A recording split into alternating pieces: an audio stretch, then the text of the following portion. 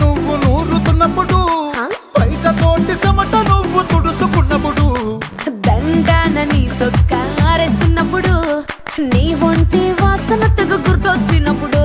రెండు చేతులెత్తి చుట్టు మలిసినప్పుడు జండు కత్తుకొని పడుకున్నప్పుడు అలసిపోయి నువ్వు ఆవలించినప్పుడు వచ్చుండై ఫీలింగ్స్ వచ్చి వచ్చి చంపేస్తుండై